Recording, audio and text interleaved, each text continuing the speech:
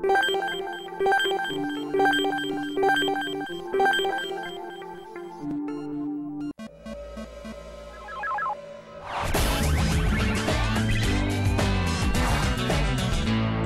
News na TV.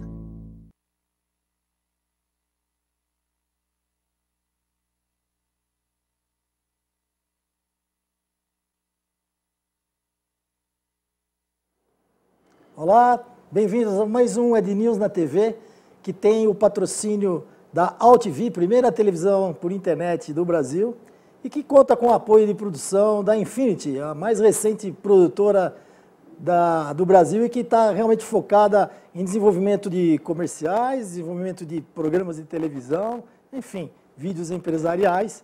Então, fica aqui o registro também da Infinity. No programa de hoje, nós recebemos um grande colega de muito tempo, que é o Agnello Pacheco, ele que é presidente da agência Agnello. Agnello, bem-vindos ao Ed News na TV.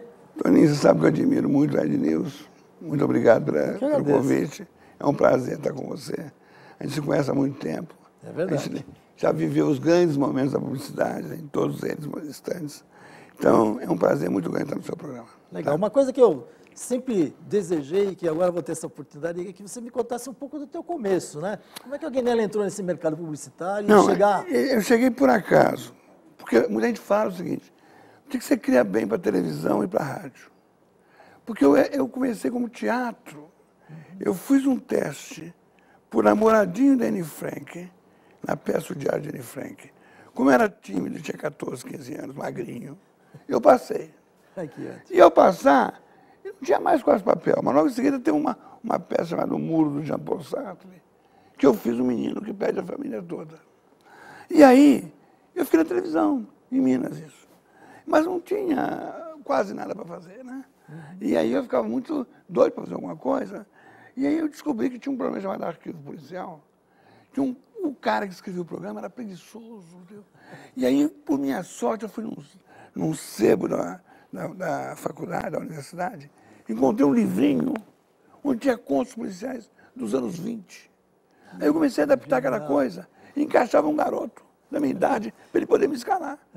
Ele não pagava nada, pô. Ele me escalava. Aí eu estava ali, comecei a escrever programa. Um dia eu estou na televisão com 17 anos. Chegam 3 caras, 4 caras de terno e gravata. Eu falei, pô, sério? Você falou, menino, estou sabendo que você está escrevendo bem e tal. Nós queremos que você criasse um comercial para nós. Uma lava-roupa Bendix Pequina. Lava-roupa Bendix Pequina? É. E se ficar bem, nós pagamos você. Para mim era um cara de 28 anos, para mim era executivo, né? Opa. Eu era menino de 16, 17 anos. Aí, foi quanto tempo? 30 segundos. Quanto tempo você faz? Falei, olha, 3, 4 dias. Ah, tá bom. Umas semanas passaram lá, pegaram o comercial. Eu criei um comercial com 4 mulheres vestidas de Beatles. Porque eu não tinha compromisso, eu não era publicitário. Sim. Eu era televisão. Aí eu criei 4 mulheres vestidas de Beatles, cantando o Help, do lado de um tanque. Help, help. Aí, quando eu apresentei aquilo, cortava para a lavadora. Quando eu apresentei aquilo, os caras falaram, é muito doido isso, né? Isso é muito louco. Isso é muito louco desse menino. Bom, vamos levar para São Paulo. Se der certo, vamos pagar bem você. Toninho, 2 meses depois, os caras voltaram. Me pagaram que eu ganhava 1 ano na televisão. Nossa, que maravilha. Aí começaram a chegar os pedidos. Então eu virei publicitário, vindo da televisão. Que genial. Porque eu tenho mais facilidade para criar mídia eletrônica. Né? É porque eu não nasci do meio gráfico, de fazer o título, de fazer o anúncio. Eu vim muito mais da televisão. Então aquilo foi uma coisa que me ajudou demais na vida, porque eu pude fazer publicidade e tal. E aí, até que um dia, Norton, Belo Horizonte, ainda... Norton, Belo Horizonte. Me descobriu. Descobriu e me levou para rádio e TV, mas um rádio e TV que criava. Um rádio e TV que tinha que criar. Entendi. E aí eu comecei a criar para Norton, Belo Horizonte. E o meu trabalho começou a aparecer. E o meu patrão era pão duro. O Geraldo. O Domingo. O de Belo Horizonte. Tá, o de pão Domingo, pão duro demais. E eu tive a sorte do Neil Ferreira chegar em São Paulo, assumir a direção nacional da Norton e começar a ver meus trabalhos. E aí, olha só que loucura, olha que loucura. Eu ganhava 150x, ok? E já tinha 2 filhos, pô, a vida filha da mãe. Aí o cara, pão duro, um dia me chama e falou, olha, Agnello, eu recebi uma ordem de São Paulo, você vai pagar 1.800 por mês. O quê? Eu vou ganhar num ano, por mês que eu ganhava num ano? Como é que é isso? Porque o Neil viu o meu trabalho, E falou, tá. segura esse menino aí. Esse menino é bom, segura esse menino aí. Aí eu venho para São Paulo fazer um trabalho para entregar para o Neil para fazer. Aí apresento para o Neil, estava de terno e gravata, ele falou, por que você trouxe esse trabalho para cá? Tem um menino bom lá em Belo Horizonte, pô. Por que você não fez com ele, pô? Um tal de Agnello? Eu falei, sou eu, pô. Ah, que ótimo. Aí me pôs junto com o Jarbas, e nós começamos a criar.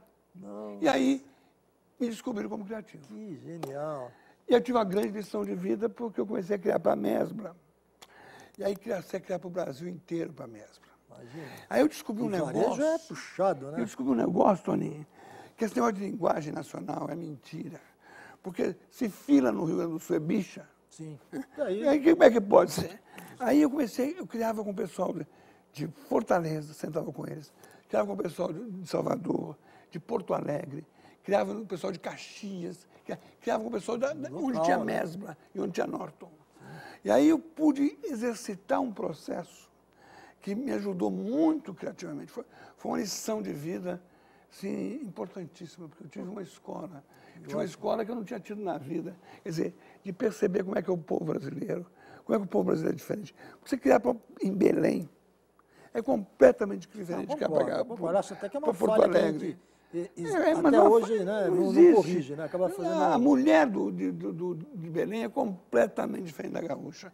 E você quer fazer uma linguagem nacional. Eles insistem nessa linguagem nacional, porque é mais econômica. Sim, Mas essa coisa não existe, porque você percebe claramente que a forma de conduzir, de abordar é diferente. Então, eu aprendi publicidade assim, né? Esse foi o meu início. Legal. Então, agora, primeiro eu queria mandar um recado pessoal. Vamos achar o Neil Ferreira. Estou com saudade do Neil. Manda e-mail para o Ed News. Vamos atrás do Neil. Né? Vou fazer um programa com ele. Esse é um gênio, né? É um gênio, porque é o seguinte, eu acho que ele, inclusive quando eu vim para São Paulo, ele já tinha saído da Norton, eu devo muito a ele isso, porque eu vim para fazer parte de um grupo de criação dos pobres. O Geraldo Alonso me trouxe para São Paulo, mas tinha os grupos de criação dos pobres. E eu era o grupo dos pobres, só fazia filiais e pequenos clientes. Não fazia Nestlé, não fazia os grandes clientes. Sim, eram os bacanas. Né? O Neil falou para mim, Agnello, eu conheço todo mundo que está lá, ele tinha saído. Se você trabalhar 1 hora a mais, você já é melhor que ele, se trabalhar 1 hora a mais, você vai comer eles todos. Eu trabalhava 3, 4 horas. Eu saí da Norte 11 horas da noite. Aquelas prostitutas ali da General Jardim, todos me conheciam, não sabia que você é 11 horas da noite. Trabalhei muito, passei demais, mas eu percebi o seguinte, e eu acho que isso é importante o criativo saber disso. Eu falo isso em todo lugar. Primeiro, você precisa começar de novo todos os dias. Sim. O ontem não vale mais. O passado não vale coisa nenhuma. O mundo muda todos os dias. Incrível. E você, o desafio criativo é o seguinte, quando você senta com um grupo de trabalho, tenta achar uma ideia forte e vigorosa. Achou uma ideia forte, vigorosa e boa, encosta, você relaxou. No que você relaxa, vem logo uma outra. Aí vem outra. Isso é um segredo. Uma arte de criação, né? Eu faço isso há anos, quer dizer, e eu acho que tem que ser isso. Quer dizer, então a Norte foi uma grande escola para mim. Me conta esse momento de passagem onde você decide abrir a Agnello. Sua própria agência e se tornar empresário. Foi assim. Um grande empresário de sucesso. É a verdade real mesmo, né? É que o velho Geraldo Alonso tinha por mim um carinho muito grande. Sem dúvida. E o velho Geraldo Alonso via em mim um dos homens de sucessão dele. Mas deu uma ciumeira e normal dos filhos. Sem dúvida. E eu percebi que ele falou, Agnello, você vai embora, vai ficar um mês que eu estava para sair. Eu tinha uma proposta para o UMAP. Tá. Ia para o UMAP. Ia ser diretor de criação da UMAP, vice-presidente de criação da UMAP. Aí, na época, eu perguntei, mas o Alex quebra lápis ainda? Porque o Alex ia quebrando lápis. Rodei por ali, não quebra mais e tal. Mas aqueles bares da Vida Paulista, os caras tudo meio de fogo, os caras de criação loucos. Eu falei, mas dava para pegar esse desafio. Fechei. Mas o Zé de Alcântara, que era um cara ligado ao Geraldo, ligou para o Geraldo. Opa! O Agnello está indo embora. E o velho gostava muito de mim, né? Eu aprendi muito com ele. Ele apagou, ele deixou uma luz toda ajuda na sala dele. No fim do dia, me chamou e falou assim, você vai me deixar? Ixi. Você vai deixar um negócio que você não sabe que você vai ganhar? Você não vai me deixar um negócio que você faz parte dele? Difícil, hein? Pode ter emocional pra boa. Ele falou, não, você vai descansar, você vai ficar um mês fora. Quando você voltar, eu vou preparar um andar para você tocar essa agência. Assim, ele tinha me preparado. Quando eu abri a Agnello, eu soube que eu estava preparado. Entendi. Porque eu não sabia que eu estava preparado para ter uma agência. Quem me preparou para ter uma agência, e não só criativo, foi o Geraldo Alonso, foi o velho. Beleza, hein? Aí, quando eu voltei, o clima era outro, porque os filhos ficaram ciumados, e aí a situação ficou muito difícil. Quando foi em abril, às 13 horas e 15 minutos de 85, eu pedi demissão da Norton. Demissão da Norton para não voltar mesmo. E quando eu fui abrir meus armários, tinha mais de 20 cartas de demissão. O Geraldo tentou segurar, foi aquela crise de 40, que eu estava com problemas e tal. Mas, na verdade, não era. E eu saí da Norton sem nenhuma proposta. Puxa. Sem nenhum cliente. O que foi bom. Sem nenhuma conta. Eu saí zero. Zero mesmo. Zero, zero. E por minha sorte, a Artiplan me sondou. Mas havia um rádio TV da Artiplan no Rio, que falou, se ele vier para a Artiplan, eu saio. Graças a Deus, ainda bem, né? Eu devo minha agência a ele. Você não teria tido a agência. Eu ia para a Artiplan e levar as contas para ele, buscar contas para eles e tal. Mas aí eu abri a Agnello. A minha sorte foi assim, eu não sabia para onde eu ia. Tinha aparecido uma proposta da Léo Boné para eu correr a América do Sul toda e passar um dia, 2 dias por mês no Brasil. Eu estava com meu filho André, que hoje está nos Estados Unidos, fez MBA, trabalha, diretor de marketing de um banco lá nos Estados Unidos. Olha você ver, ele era criança. Estava do meu lado da Paulista, eu falei, pô, vou ficar sem ver esse meu filho. Ele tinha 8 anos. 6 anos, vou ficar sem ver esse meu filho. Puta, um mês, pô. Quando o Nissim Rara, dono da roupa, para do lado. Guilherme, para onde você vai, pô? Teu grande cliente, hein? Pois é. Foi assim? Pois é, ele era cliente da Norton. Guilherme, para onde você vai, pô? Não aguenta aquela agência, pô. Me procura segunda-feira, abre uma agência. Eu procurei o Nissim, falei, Guilherme, eu quero fazer uma agência com você. Aí eu procurei o Nissim, ele falou, Guilherme, mas eu não quero mais a Norton. Eu falei, não, Nissim, mas eu quero a concorrência. Eu queria até. A tesão da concorrência. Claro. Eu não ia abrir a agência, aí eu decidi fazer a concorrência. Bom, nessa altura, eu falei, bom, eu tinha que buscar uma ideia completamente diferente. E aí, como eu não tinha, ninguém entendeu até agora, por que essa ideia do merchandising do Rock Santeiro, nossa, onde o cartaz que a mulher mexe, mundo conhece isso. Ninguém entende por que aquilo foi feito. Na verdade, porque eu precisava de uma ideia diferente. E eu não tinha diretor de arte, porra. Era eu sozinho, cara. Como é que eu não tinha diretor de arte para criar nada? Então, eu levei para ele, né? E eles adoraram. Histórico, isso faz parte da grande criação da propaganda brasileira. Rock Santeiro, Outdoor da Ouro. E quando eu levei tinha apoio, né? Apoio do merchandising, que era da Globo separado. Abelão. Abelão, era do apoio. Ele falou, não, vamos pôr no Tititi, isso é moda. Eu falei, não, eu quero Rock Santeiro. Conversei com os autores, o Dias, né, e o Agnaldo. Eles foram maravilhosos. Aceitaram a minha ideia. E aí nós temos 10 ações. E aí aconteceu uma coisa interessante com o Marcos Paulo, que já faleceu, estava dirigindo, e eu fui dirigir a menina que mexia, a tal de Michele. Fomos para o Rio, dirigir a Michele. Chegamos lá, né? Aquele rebolado que estava na minha cabeça, não consegue fazer a pessoa sozinha. Não dá. Aí o que aconteceu? Eu baixei nas pernas da Michele, encostamos a câmera, e eu mexi embaixo nas coxas dela e ela mexia em cima. Certo. Eu mexi embaixo, ela mexia em cima. Aí foi aquele rebolado. Quando eu vi um cara que estava na câmera, falei, puta, é isso aí. Esse aqui. Bom, aquilo foi um sucesso, nós vendíamos 70 mil dúzias. Registramos essa história hoje, hein? Nós vendíamos 70 mil dúzias de calcinhas mês, mas ninguém sabe. Por isso que eu digo, as pessoas falam, a Agnello hoje tem 160 funcionários, está no Rio, São Paulo, Brasília, mas ninguém sabe o que a gente passa, né? Porque com 75 mil clientes, dúzias, cresceu para 100 mil. Aí como é que faz? Tem que buscar costureira. Aí, o que eu fiz? Lá em Itaim Paulista, a gente parava o bailão no sábado, Os caras, pô, parou, vai não, pô. Os caras dançando, Convocar. dando uns esfregas nas mulheres, né? Parou, vai não, pô. Por que você parou, vai não? Eu falava, olha, meus amigos, é o seguinte. A Valerim, né, está aberta amanhã, o dia todo, para selecionar costureiras. Você, costureira que trabalha longe, que trabalha em São Paulo, que genial. vai lá. Pô, que emboscada de marketing então boa. ninguém sabe que a gente fez isso. Mas naquele instante, aquilo estava dando receita de como fazer uma agência. Mas isso já é um empresário, né? Pois é, Não é mas, só um criativo. Pois né? é, mas a Guinelo, naquele instante, foi moldada a forma da Guinelo ser agência.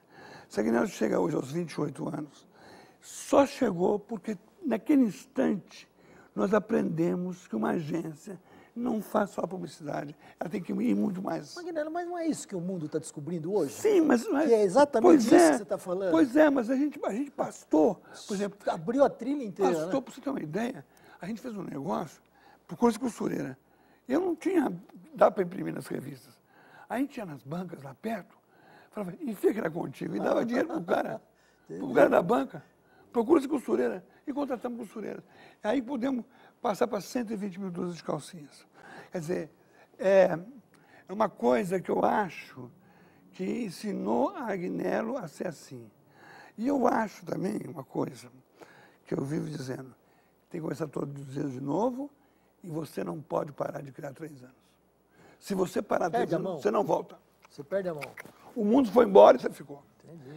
Eu tenho visto exemplos de criativos fantásticos que pararam. Eu tento trazê-los de volta. E o cara está fora do ritmo. Tem caras de bons, relatores excelentes que eu tentei experimentar agora, mas eu vejo que o cara, ele está em outro mundo, ele perdeu. E você, se você parar, você perde mesmo. Com esse movimento mais tecnológico, redes sociais, internet, você acha que o criativo consegue também trabalhar nessa área? Ele consegue, porque assim, o mais importante É a de ideia. tudo que você faz é a ideia. Tá. Você vive de uma ideia. Por exemplo, todo mundo fala que criou isso aí. Eu posso falar que eu criei, porque eu criei na frente do dono. Tá. Quem criou o Tomodoro e o Ador Sumiu fui eu. Tomodoro, Ador sumiu até hoje. Por tá quê? presente. Porque o cara falou assim, eu quero uma coisa igual melhorar, ou melhor não faz mal. Eu peguei a caixa dele, tapei o il, falei, Doril. Aí a dor sumiu. Tomou Doril, a dor sumiu. Tomou Doril. Ele falou, pô, tomou Doril. Então eu já vi vários caras dando entrevista que já fizeram. Vários douros Mas o slogan. dono, quem na frente do dono, o tomou Doril, a dor sumiu. Então a Agnello... E não importa qual mídia, agora eu entendo o que você está dizendo. Agora, eu consegui fazer... O que eu fiz na Agnello?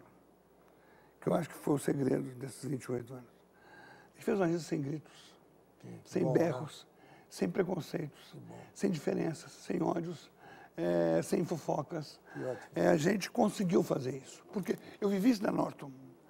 Eu mantive da Norton algumas coisas, pagar em dia. Pagar em dia os funcionários. Isso eu mantive da Norton.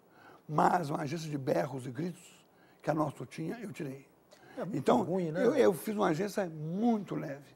A Agnello é uma agência que eu estou falando isso porque todo mundo está assistindo, já passou por lá. Sim. É uma agência que muita gente que já passou por lá volta e vem rever, porque sabe que o clima é assim. Não tem pose, não tem diferença, não tem portas fechadas. Eu acho que esse nosso negócio caminha para isso. Agora, vamos entrar um pouco no digital, que eu acho importante. Tem um erro básico em publicidade. Algumas agências estão cometendo. Tá. Você se lembra? Você trabalhou, você foi mídia, um dos maiores mídias do Brasil, você sabe muito bem disso. As agências criavam as campanhas e depois pegavam os pontos de venda e era o final. Vou fazer os pontos de venda. Anexava.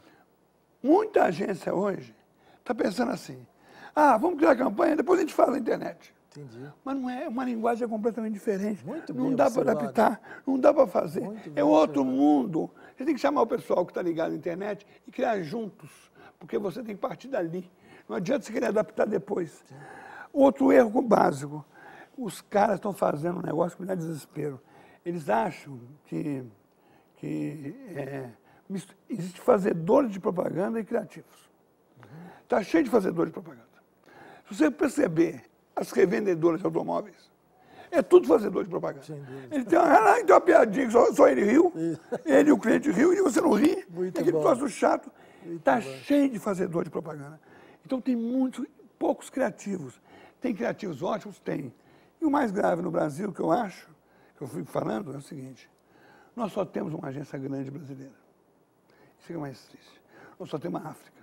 Sim.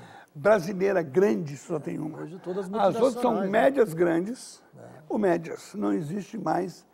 Todas as grandes multinacionais compraram. Por quê? Porque no Brasil tem uma exceção.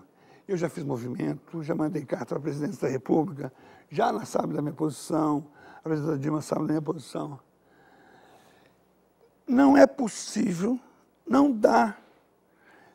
Se na Bolívia todas as agências são locais, só na África tem agências multinacionais, por que o governo brasileiro é atendido por agência multinacional? Não tem sentido. Quando no passado não era, você lembra? Porque não era. Não era quando na época do Bolsonaro, não era. Geraldo, Isso começou só agências nacionais. Isso começou assim, o Sérgio Amaral, quando assumiu, ao fazer Embratur, certo? Sim. Ele resolveu pôr a Embratur na Macan lá fora. Macan porque ela faria uma campanha mundial. Aí veio a licitação da Caixa. Eu tirei primeiro lugar, o Nizam tirou segundo e a Macan tirou terceiro. Eu fui almoçar com o Nizam falou, não vou ficar não. Eu estou crescendo nesse Itaú, como cresceu. Verdade. Porque o Nizam é um senhor empresário, admiro ele demais, gosto dele demais. Então, as pessoas falam mal dele, eu acho ele sério, decente, não tive nenhum problema com ele. Falei, eu vou apostar no Itaú, eu vou abrir mão. Ele abriu mão, quando ele abriu mão, a Macan veio para a Caixa, porque a Macan não era para vir. Entendi. E aí abriu a cerca. Aí a primeira vez então hoje, por exemplo, todas... Você vê uma Talent indo embora, multinacional. Você vê uma Liulara. Ou seja, das multinacionais, a única que não participa de governo é a UMAP, que eu admiro para burro o trabalho deles. Para mim, é a melhor agência do Brasil hoje. Não tem dúvida nenhuma. O Marcelo, eles tocam a agência muito bem. Madeira. Madeira. É a melhor agência do Brasil. A melhor agência do Brasil. E não tem conta de governo. As outras todas estão vindo, estão se associando, às agências brasileiras, para ter contas de governo. Agora, não tem sentido, porque basta colocar no edital, tem que ter 50% a mais de capital brasileiro para participar. Sim. É simples, porque se você vai fazer uma plataforma de petróleo, tem que ser brasileira. Por que a publicidade tem que ser multinacional? Por que eu tenho que pagar uma agência multinacional para investir lá fora o dinheiro e não aplicar no Brasil? Então não tem sentido. Isso não abre mercado, porque elas já estão alinhadas. Você sabe muito bem como uma multinacional, qualquer multinacional que vem para cá já vem com a sua agência aqui, certo? Sim, você já tem as suas agências. Já é programado. Aí o governo brasileiro ainda dá... alinhamento. Meu Deus, tem sentido uma agência do Japão? Tem conta do governo brasileiro? Não tem, né? Pô, vamos ser sinceros. Não tem sentido. Não, se eu bater na porta de qualquer governo, não consigo. Vocês estão entendendo? Estou num projeto maravilhoso no Congo, que a Guiné está fazendo. Esse projeto é feito para terceiros. O governo do Congo não permite que você faça campanhas para eles, para o governo, porque tem que ser agências locais. E o Brasil, não dá para entender, continua com esse processo de agências multinacionais, lotadas de multinacionais. E olha, outra coisa, nunca o Brasil teve uma SECOM tão profissionalizada. É verdade. A SECOM da Presidência da República hoje é aprimorada, né? Aprimorada, são publicitários. Sim. O Marcelo, os outros, Sim. são muito publicitários, são profissionais sérios. Você apresenta a campanha para eles, você discute com todos eles de nível, são clientes mesmo, não são simplesmente governo, alguns públicos.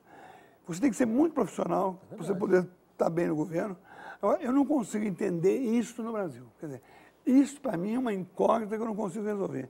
E está crescendo, é uma bola que vem crescendo. E enquanto nos outros países não é assim. Não é assim na Bolívia. Não pode ser assim no Brasil. Então, isso para mim é uma coisa que eu tenho brigado muito. E o falecido Petrônio teve comigo 2 semanas antes de falecer, ele estava me convidando para fazer parte do IAP. O instituto dele, né? De análise da propaganda. Ser conselheiro. Antônio Corrêa. Conselheiro. Ele na minha sala, ele falou, meu caro, que cachimbo dele, né? Guilherme, isso vai piorar. Isso vai piorar. E sem aí ele piorou. Piorou mesmo. Puxa vida. A situação está cada vez pior, porque você vê, por exemplo, eu vejo uma DPZ que eu admirava, admiro demais, né? Indo embora, né? O Júlio para mim foi uma escola. Primeiro que o Júlio, eu devo o Júlio a quando All Star. O Júlio Ribeiro foi um cara muito legal. Ele tinha a conta da rainha, o pessoal da Restauro procurou, falou, tem um menino bom começando aqui, que é o Aguinaldo Pacheco, vai lá. Eu ganhei a conta do Estado, ficou comigo anos e anos. Quer dizer, são profissionais diferentes. Agora, esse absurdo que existe hoje, fora o seguinte, nós temos centenas de agências locais nos estados. Porque é o seguinte, por que os governos estaduais não dão conta para a multinacional? São Paulo é local, Rio de Janeiro é local, Minas Gerais é local. Mercado, só o governo brasileiro, federal que dá as contas para o governo, para as contas públicas. Concordo. E não tem sentido. Concordo. Bom, estou terminando o nosso programa. Putz, foi rápido, hein? O tempo voa, né, velho? Pô, você tem tanta coisa para contar, nós precisamos ficar um dia inteiro conversando, né?